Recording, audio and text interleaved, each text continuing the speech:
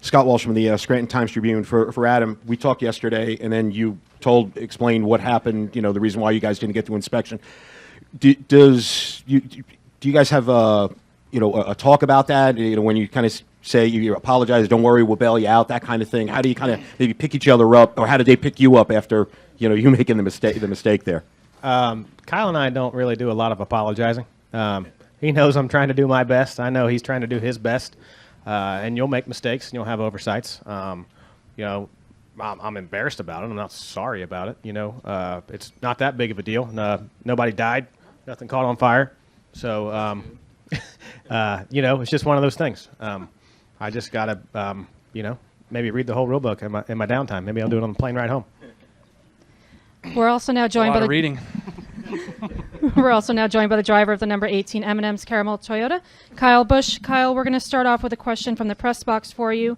I'm going to read it to you due to some technical difficulties up there. This is from Matthew Meyer from CBS Sports. Kyle, with this win, you tie Tony Stewart for 13th on the all-time Cup Series wins list with 49. Next up are Hall of Famers Ned Jarrett and Junior Johnson. Where do you see yourself on this list by the time your driving career is over? The top. It's pretty simple. Good job. As far as where we're at right now, though, I mean, Tony's a great friend of mine, and really one of the guys that I kind of looked up to. I did coming up through, and right over your head.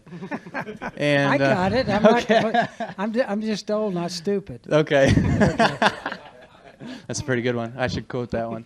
But Tony was, a great teammate, great friend, and still is. So, it's pretty cool to tie him, and certainly means a lot to keep kind of climbing the ladder and getting to the next bunch of guys, and eclipsing that 50 is going to be pretty special. So, there's no stop in Adam or myself or Joe or Toyota or M&M's or none of us. So we want to be able to go out there and continue on and keep this pattern going for years to come.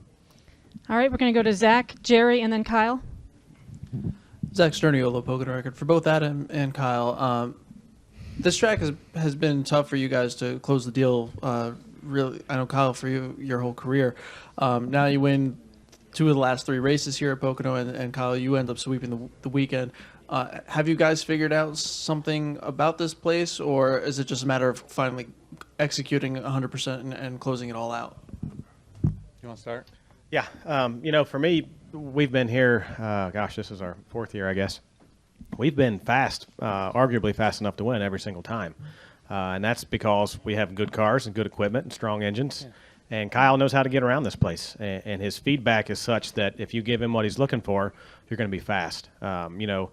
The reason why you don't win them all is because this is a really difficult place to win with the pit strategy and not losing a lap if you're within the gap. And now the segments, and it's just too easy when you're running 4th or 5th to do the opposite of the leader and put him in a bad spot. So, I expect to come up here and be competitive again next year. I have no idea if we'll be in a spot to win a race for all of those reasons. Yeah, I mean, I think to Adam's point, too, is just, when you get here and you kind of get a feel for what you think is right and you try to find that over again. Like this weekend, we were trying to find what we had last year, and it just was not working for me. I could not figure it out. So we just kept fighting along and making changes to the car and trying to find that feel. What's crazy is the setup was not that far off of what we ran here last year, but we just had to change so many things to get it to where it felt like it did last year. So something was different. And we know the tires were a little bit different, but overall, just there was some other things that we couldn't quite pinpoint. But as the race went on, we just kept doing it and working on it and making it better and better each time. We'll go to Jerry, Kyle, and then Dominic. Jerry Jordan, Kicking the Tires, Net and Performance Racing Network. Kyle, there at the end, the 3 JGR cars turned into 1. I asked Daniel, I said, were you thinking about kind of bumping him a little bit? And he said, if I could have got to him, were you worried about any of that? I was. Just that is so far on tires to then have to sit there and restart on, So I was just nervous for that fact that we were all going to race down into turn 1 and not really know what grip level we all had, and just bombs going off everywhere and figuring out where we were all going to land at the end of it. So, fortunately they're very, very talented young drivers with the 20 and the 19, Eric and Daniel both, and humbly I kind of feel bad. I was the guy that was in front of Daniel when he finished second. He could have won, you know. I mean, he was right there with us all day long. He trailed us that whole run, and I couldn't shake him. I couldn't get away from him, you know, and I was trying. But he was right there that whole time, and he stayed in front of Chase. Like, he was good. So, selfishly, though, I'll admit that I'm glad that we scored the victory, and it's for the 18 team, and you know, we can continue to work on our championship drive and what we want to do and making it through the playoffs with bonus points and such. But you know, with Daniel and those guys, they had an awesome run, and they should be proud of that. Go to Kyle. Kyle Magda from the Times Leader. This is for Kyle. It's been 15 years to the weekend you made your first start here. Can you recall your first race here at Pocono? And I think also your ARCA pole speed was faster than the Cup's pole speed that weekend as well. Yeah, I think it was. That's back when ARCA cars were faster than Cup cars. I remember, I don't remember where I qualified, but I remember I finished third. Just a good, solid day, you know, being able to race in the 5 car and just kind of salvaged what I thought was a pretty good first run here. Denny was obviously really, really good when he got here. I think the following season, I think he swept both races. But for myself, just the next race we came here, and same thing as we fought today. Like, I had no feel, couldn't figure anything out, ended up blowing a rear brake rotor and was in the turn 1 wall. So, you know, those things can certainly change on you in a hurry when you don't have exactly what you think that you need to be good here. Before we continue on, are there any final questions for Adam so we can let him continue with his media obligations? We'll wrap up with Adam with Bob. Bob Pockris, ESPN. Adam, did you like the schedule yesterday, and are you good with teching everybody after qualifying? Yeah, I mean, honestly, anything that keeps us home an extra day is good for me. You know, I have a family, and most of us do, and if we can spend some extra time with them, it takes a little stress off the year. So, yeah, I really liked it. It takes a little bit of getting used to. You know, you're into your routines, and I probably had a little bit of a foggy head all weekend, just not knowing what was next and not being prepared as maybe I could have been. But, you know, we do this a couple more times, and it'll be old hat to everybody. I think it's the right way to go. Do you think there won't be 13 cars failing? Oh, sure. You know, I mean, like I said, our issue was completely avoidable. It was an oversight. I don't know what all the other issues were. But the more we do it, the better everybody will get at it. It's a little surprising that we went from 2 to 13 failures, but, you know, that's part of it. But I don't think that's a reason not to do it by any means. All right, Adam, thanks for joining us. Thank you. And we'll continue on with questions for Kyle and Coach. Yes, sir. We'll go to Dominic and then Kelly. Dominic Ottagone with the Racing Experts and ESPN Radio Albuquerque. For Kyle, you kind of touched on it a little bit with tying Tony Stewart on the all-time wins list, but also this year you've tied and passed Bill Elliott, Buck Baker, and Herb Thomas, all past champions of the sport. Just get your comment on that as well.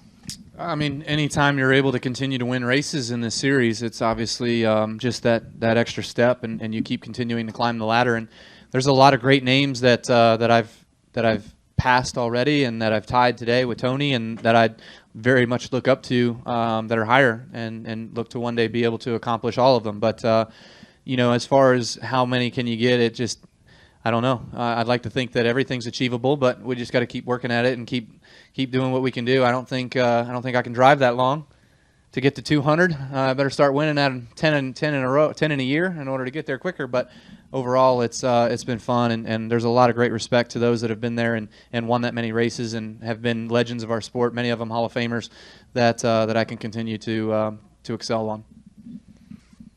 We'll go to Kelly, Christian, and then Zach. KellyCrandallRacer.com. Kyle, earlier this weekend, Denny kind of praised you and the team, saying that you guys are able to consistently out-execute and outperform sometimes what the car is capable of.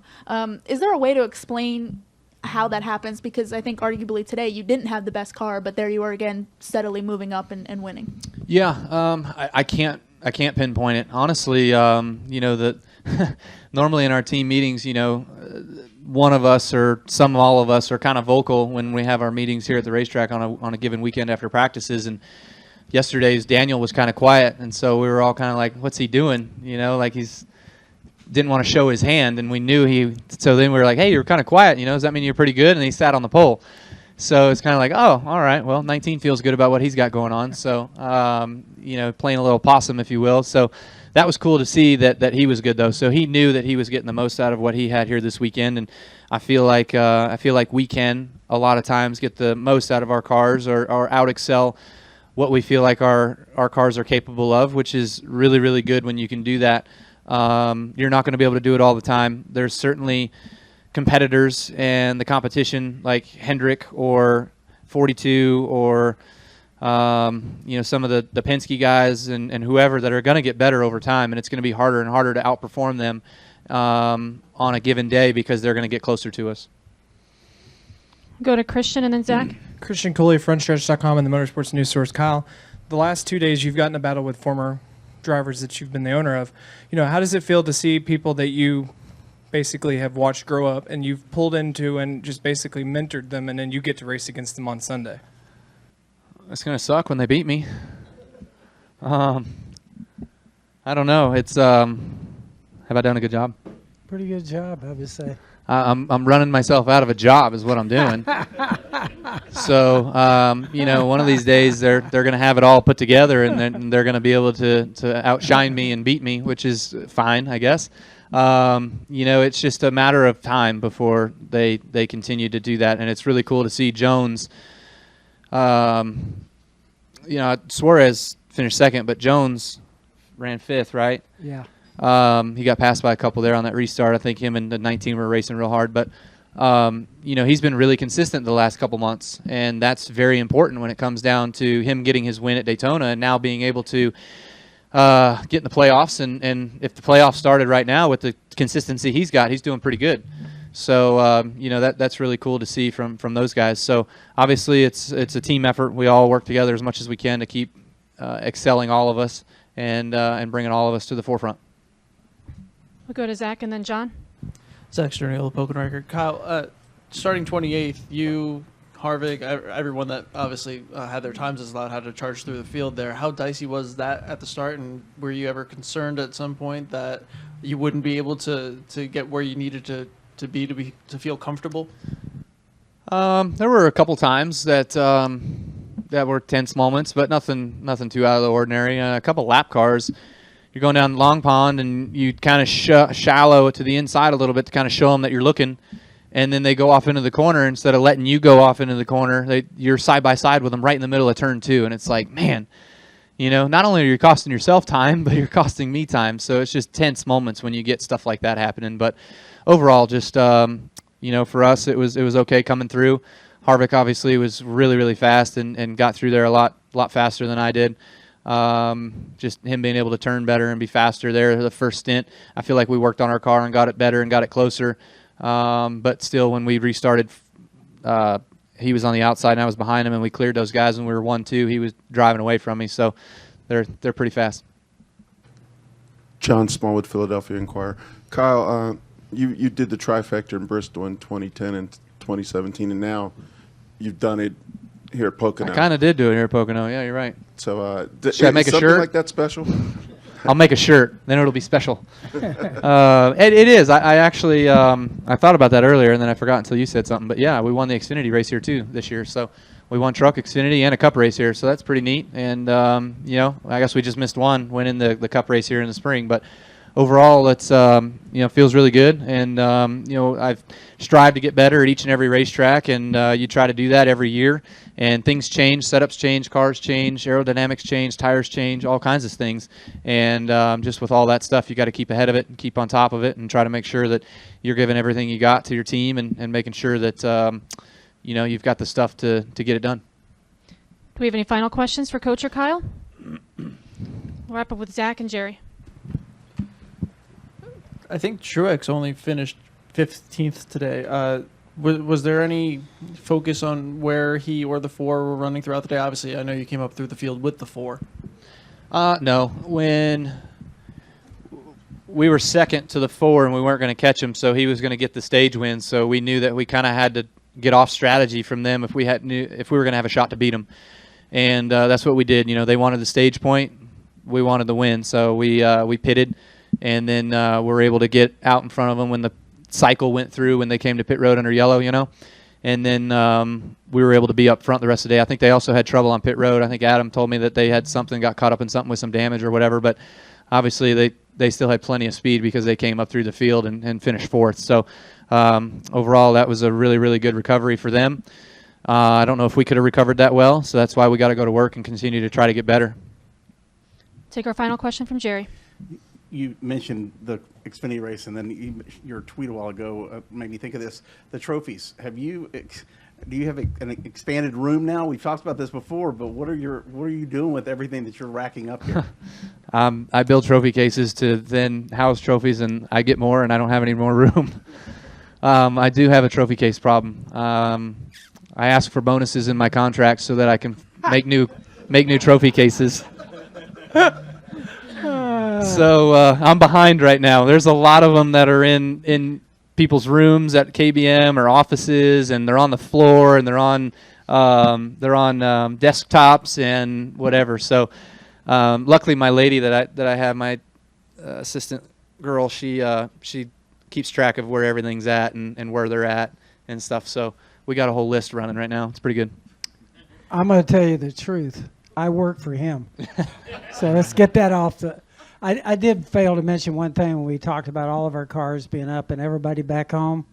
As hard as they work, I mentioned JD and JD's situation right now.